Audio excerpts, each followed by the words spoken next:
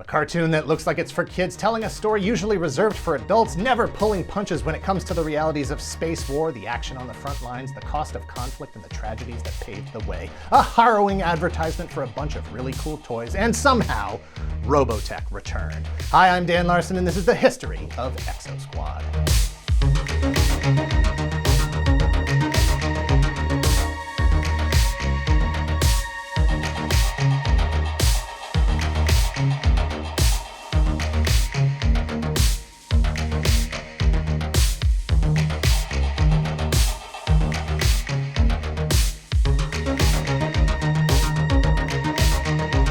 Thank you to Spiro Toys, Animal Warriors of the Kingdom, for sponsoring this video.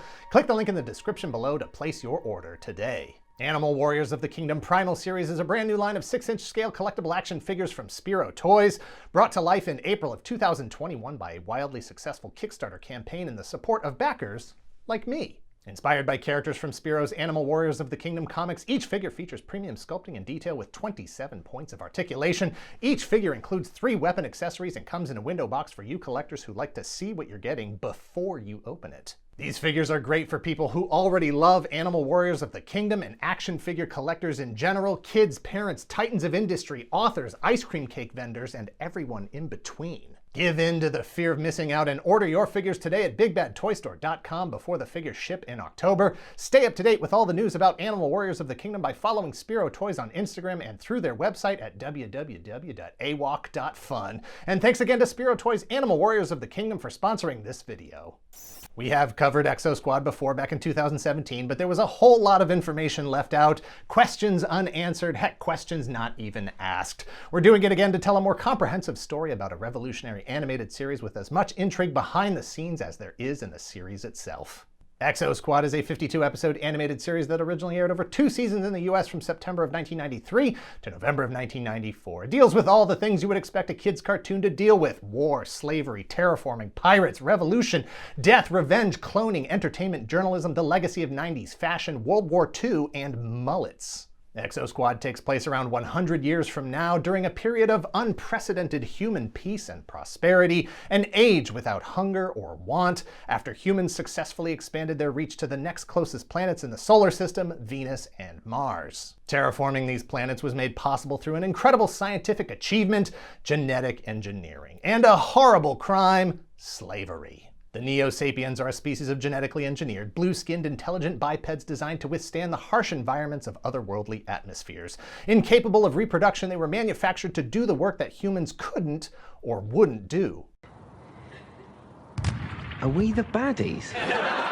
The Neosapiens rebelled, demanding a better life of not slavery. Shockingly, well, not that shockingly, the humans suddenly find the resources to invest in the tools and labor necessary to violently suppress the Neosapiens. The result is first-generation E-frames, exosuits that give humans the enhanced strength, armor, and firepower they need to continue their dominance over the Neosapiens. Meanwhile, deep in space, the pirate clans are looking for revenge, mobilizing their forces against Earth. The pirate clans are made up of generations of human criminals and their descendants, long since banished from the crime-free utopia of normal human society. Are we the baddies? In an attempt to deal with the pirate clans once and for all, the Earth Congress deploys the full military might of the Exo fleet to deep space. And that's when Phaeton, a brilliant tactician, the governor of Mars and leader of the Neosapiens, makes his move. When the Exo fleet returns, it is no match for the entrenched Neosapien army. JT Marsh and Able Squad, a crack E-frame unit, must find a way to fight back against the Neosapiens and restore human rule of Earth. The Neosapien War has begun. Is this the last stand for the human race? Exo Squad was created in 1989 by Jeff Siegel, who had previously been a writer and story editor on shows like Super Friends, The Smurf, Challenge of the GoBots, and Sky Commanders. In the mid-'80s, Siegel was knee-deep in an industry that was already saturated with robots and science fiction fantasy. But that didn't stop him from wanting to add to the pile, because kids couldn't get enough of it. Robots were hot. Robots sold toys. By 1989, toy boxes were already flush with Star Wars, Transformers, GoBots, Voltron, Roboforce, Mantech, Micronauts, Starriers, and Robotech. Siegel had moved from being an executive vice president at Hanna-Barbera to being president of the newly founded Universal Cartoon Studios in 1990, where he continued to self-champion his creation at the time called Exo Force. Meanwhile, Playmates Toys was also looking to expand their presence in the boys action robot market. In late 1991, Playmates was in talks with Universal Cartoon Studios about the possibility of partnering on a hard-edged robot license for the boys action robot market. At the same time, Playmates was approached by FASA Corporation, who were looking for a toy manufacturer to partner with on their flagship brand, Battletech. Battletech was a tabletop tactical board game utilizing mechanized war machines called battlemechs. FASA was looking to expand into the boys action robot market and presented Playmates with an assortment of literature to sell them on the concept. Things like posters of various Battletech miniatures and a catalog with all of FASA's products. Playmates didn't want to rush into a decision on Battletech until after Toy Fair 1992 in February. Which hard-edged robot license would they pursue?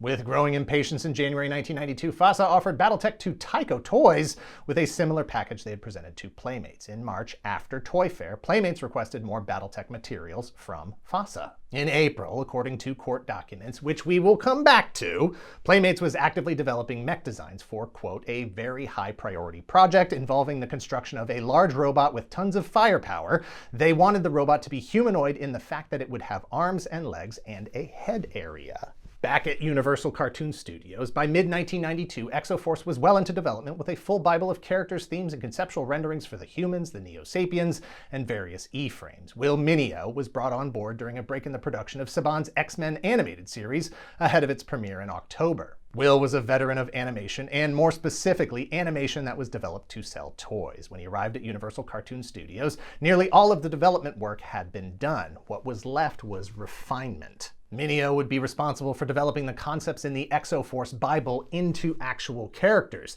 helping to design the way they looked and acted, and to influence the artistic direction of technology depicted in the show. As a fan of late 70s and early 80s anime, Mineo was already invested in the serialized storytelling of Japanese shows like Mobile Suit Gundam, Space Runway Ideon, and Fang of the Sun Dogrum. 3 real robot series that dealt with war and space combat in a more realistic way than their super robot predecessors like Gai King and Mazinger Z. Mineo would go on to develop the pilot episode in a great working relationship with creator Jeff Siegel. Universal gave Will and the other writers the freedom to take the stories where they wanted to, as long as they kept it in good taste and could pass the standards and practices criteria of network programming. In May of 1992, which is technically after February, Playmates officially communicated to FASA that they were not interested in the Battletech license. Their future with the boys action robot market would be with Universal and Exo Force. It is speculation on our part, but in October of 1992, Saban's X-Men animated series began airing and is likely the reason why Universal decided to change the name Exo Force to Exo Squad. Marvel's X-Force debuted in April of 1991 and was one of the most popular comic books on the planet. Surely Marvel, Saban, Fox, and Toy Biz would have attempted to protect their trademark on television and in the toy aisle against Playmates. In February of 1993, Playmates showed off Exo Squad for the first time to potential vendors at Toy Fair. 2 months later, Tyco and FASA came to an agreement as Tyco acquired the worldwide master toy license for Battletech. It was a big year for the boys action robot market. In August, Saban's Mighty Morphin Power Rangers debuted. In September, reruns of Robotech began airing on the Sci-Fi Channel, and Exo Squad began running in syndication. The time has come. Crush them before they can regroup. The epic space saga continues. We rule the home world. Exo Squad faces its most awesome challenge ever. We can defeat them. Prepare for a spectacular outer space mega battle. Launch the assault. It's a universal confrontation. We've got to have Exo Fleet help. Join the all-new Exo Squad. 6:30 weekday mornings on Fox 36. J.T. Marsh, the leader of Able Squad, was played by Robbie Benson, who you might know as Beast in Disney's 1991 Beauty and the Beast, as well as a lot of other things. Nara Burns was played by Lisa Ann Belay, who would go on to voice characters like Relena Peacecraft in the English version of Mobile Suit Gundam Wing Endless Waltz, and Teela on the 2002 reboot of Masters of the Universe. Margaret Maggie Weston was played by Terrell Rothery, who would go on to play Dr. Janet Fraser on Stargate SG-1 and Celia Hudson on Nancy Drew. Wolf Bronsky was played by Michael Donovan, and friendly Neosapien Marsala was played by Gary Chalk. Exo Squad was supported by a comic book released by Topps Comic, literally a comic. Only one issue, numbered 0, was released. It acts as a prequel to the series, establishing the world the same way the opening narration does. The last page teases a 3-issue series to be published in the future, But that never happened. The lone issue was written by Len Wein with art by Joe Staton, Bill Anderson, and Carl Gafford, with Michael Golden on the cover. Other merchandise included a board game released by Pressman, SoundSource Interactive and Acclaim released the Exo Squad Interactive Movie Book CD-ROM for use with your Windows PC. Micro Games of America released the Exo Squad handheld electronic LCD video game. Exo Squad was only released on the Sega Genesis and the Mega Drive despite advertisements that suggested it was also going to be on the Super NES. Players get to control JT Marsh, Rita Torres, and Wolf Bronsky in their E-frames. Gameplay format switches between first-person shooter, platform jumper, and fighting game. Heavy on cinematics, light on gameplay, clunky at best. Electronics Gaming Monthly gave it a 3.5 out of 10. Season 1 of Exo Squad was only 13 episodes, but the story and original aesthetic attracted enough viewers that it was picked up for a second season of 39 more episodes. As a syndicated show, that meant that it was not part of a specific programming block like Fox Kids or Kids WB. It meant that scheduling was inconsistent from one region to the next, and that it wasn't always on at the same time from week to week. Beyond that, the landscape of afternoon television was shifting. Larger networks were absorbing smaller local stations to produce and broadcast their own programs. As more programming moved to cable, a consolidation of kids programming saw fewer options as networks chose more adult-oriented shows. Despite Universal's success selling Exo Squad across markets, the programming choices were out of their hands. When fans could find it, Exo Squad did well. When they couldn't, it didn't. And in those markets, it was impossible for new fans to find it at all. Season 2's final episodes raised the stakes on what would have been critical pieces of the third season.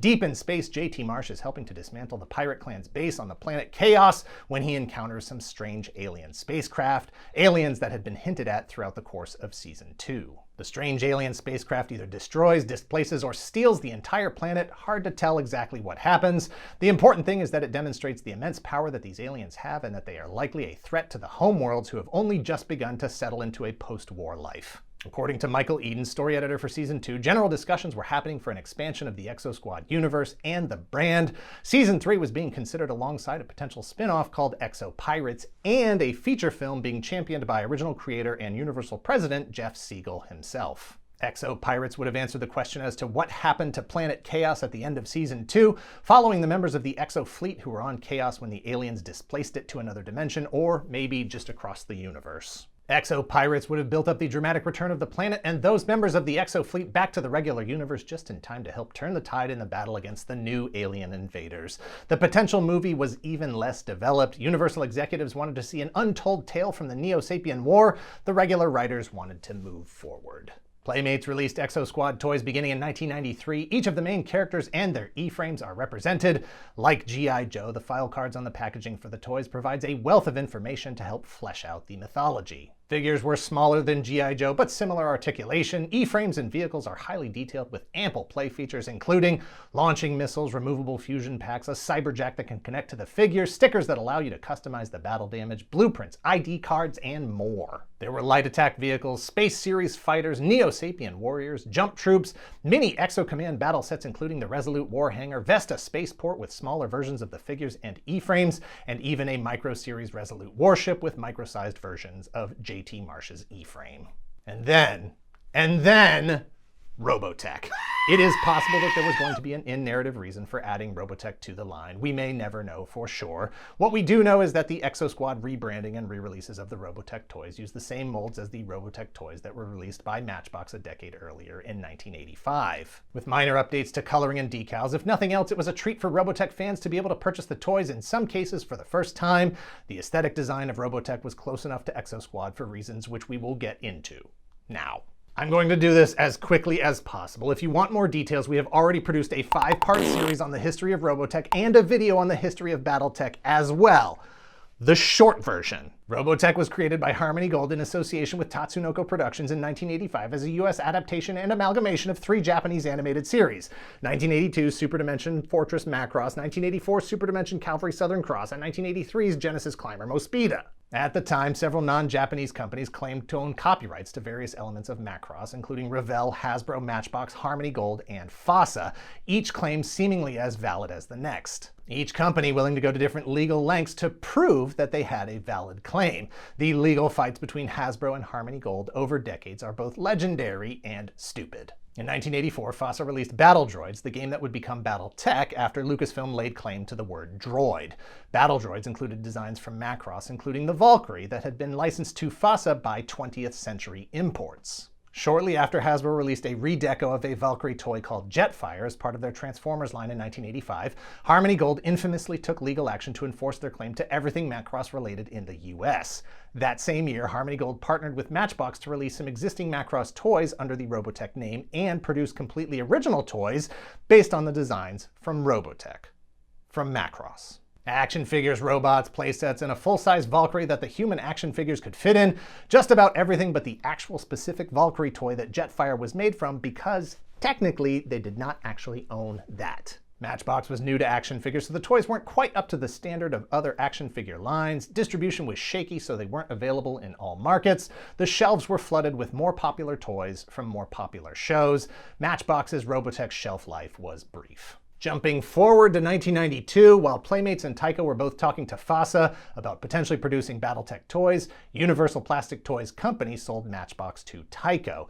Did that include the 1985 Robotech molds and the rights that go with it? No, absolutely not. Harmony Gold was still a global rights holder to Macross and anything related to Robotech outside of Japan. They re-released the 1985 Matchbox molds for a short-lived line of Robotech toys in 1992. Concurrently, in 1992, FASA was still utilizing various Macross designs in Battletech products, and Hasbro had long since stopped trying to produce anything that looked like a Valkyrie. Surprisingly, in 1994, Playmates reissued the Robotech toys as part of the Exo Squad line. At the time, none of the writers working on the Exo Squad cartoon were aware that a deal was being made to add Robotech to the brand. Season 2 story editor Michael Edens has said that he was surprised when he saw that Exo Squad and Robotech were being brought together, and that the writers would have been happy to incorporate stuff from Robotech if it would not tie our hands on what we could do with the Exo Squad side of things. On the surface, adding Robotech to Exo Squad seemed like a good deal for Playmates. Inject new life into a line that was lagging due to lack of proper television exposure by associating it with a known legacy brand. For Harmony Gold, collect profits with little investment on toys that already exist and further cement claims to everything Macross related in the US. The problem was, FASA was still steaming over what they claimed to be ideas stolen by Playmates back in 1991. FASA thought it strikingly obvious that Playmates had been influenced by conversations with FASA about potential Battletech toys. In December of 1994, FASA initiated legal action against Playmates, claiming copyright infringement. FASA's claim was based on two things as presented in the court documents. Quote, 1, the Heavy Attack E-frame is a direct copy of the Mad Cat, a Battletech Omnimech. And 2, the total concept, look, and feel of the designs, images, descriptions, characteristics, and other elements of Exo Squad is substantially similar to the unique copyrighted designs, images, descriptions, characteristics, and other elements of the Battletech universe. One specific thing, and in general, all the things. That said, despite what appeared to be a clear-cut case of copyright infringement to me, FASA lost in more ways than one, because in January of 1995, Harmony Gold and Playmates Toys sued FASA for copyright infringement. I don't know what I expected. Specifically, quote, that FASA has unlawfully benefited from the use of the Macross designs which are the subject of copyrights owned and exploited by Harmony Gold and its exclusive licensee, Playmates. I warned you! I tell In 1996, it became apparent that 20th Century Imports, the company that licensed the Macross designs to FASA back in the 80s, might not have actually had the rights to do that. FASA lost their claim to the designs and in 1997 released a statement saying that everything had been settled out of court. The Macross designs would no longer be used in Battletech. Battletech lost, but did anyone really win? It would be another decade before Harmony Gold released another Robotech series in the US. Harmony Gold's business model was more about suing and collecting the settlements for perceived infringements than it was about producing any kind of original content or importing existing Macross merchandise. Got him! Exo Squad was off the air and Playmates stopped producing Exo Squad toys. FASA, the loser, was able to safely carry on with Battletech under a new edict that all mech designs must be created in-house and look absolutely nothing like designs from Macross, Dogram, or Crusher Joe. Exo Squad would finally return to duty, kind of, in 2001 from a company called Replay Toys. Replay Toys was a Playmates company used to reissue old toys. They re-released several of the Exo Squad toys as a line called Tech Wars. Figures got new generic heads, E-frames got new paint decos, packaging had a new storyline loosely based on the Exo Squad mythology. This time, it's robots from these sentient humanoid ordnance commandos, or SHOC, revolting against the humans instead of Neosapiens, and the E-frames are now called tech suits. The packaging also cites that the product design's based on Exo Squad 2001 Universal Consumer Products. Season 1 of Exo Squad was released on 7 VHS cassettes after its original run concluded. Season 2 was not released. Some episodes from Season 1 were also released on Laserdisc. Prior to its release on DVD, some of the creators of Exo Squad hoped that a positive response to a full season release might be enough to get the ball rolling on a new Exo Squad series. In 2009, the 13 Season 1 episodes were released as a 2-disc DVD set by Universal Studios Home Entertainment. That wasn't enough to get the series back into production. Heck, it wasn't even enough to get Season 2 released officially on DVD. You can find DVD sets of the entire series, but they are not officially licensed. As of this video, you can stream the entire series on Peacock for free in the United States. Your mileage may vary outside the United States. There is no current plan for the Exo Squad franchise that we could find, despite a healthy and active fanbase hoping for its return one day. It is possible that we might see real live actual E-frames in combat before that time comes, but Exo Squad maintains its legacy as a compelling original animated series that didn't shy away from dealing with mature subject matter and the realities of war. Born from an era when robots ruled the toy aisle, inspired by concepts, characters, and creators from Japan, it helped lay a foundation for the arrival of anime just a few years later and a full embrace by the Western audience within a decade as series like Gundam finally arrived on US television. Surviving litigation-infested waters to nonetheless give way to the passage of time and expiring interests, Exo Squad may yet return one day, ready, willing, and able. Thanks for watching. Please hit like, hit subscribe if you're not already a subscriber. Thank you very much to those of you who already are. Check us out on Twitch at twitch.tv/toygalaxy if you're in the position to help the channel grow. If you would like early access to the videos ad-free, please visit our Patreon at patreon.com/toygalaxy. Special thanks to Exo Squad Archive at exosquadarchive.com, a beautiful, clean, well-organized vault of information with tons of bright, clear pictures. Let us know in the comments down below, if you had the choice, which would you prefer to pilot: a Macross Valkyrie, a Transformers Jetfire, a Robotech Veritech, a Battletech Wasp, or an Exo Squad Veritech? I'm going to go with a Select Converters Maladroid Muraya because it's the cutest version and the dumbest name. Cut.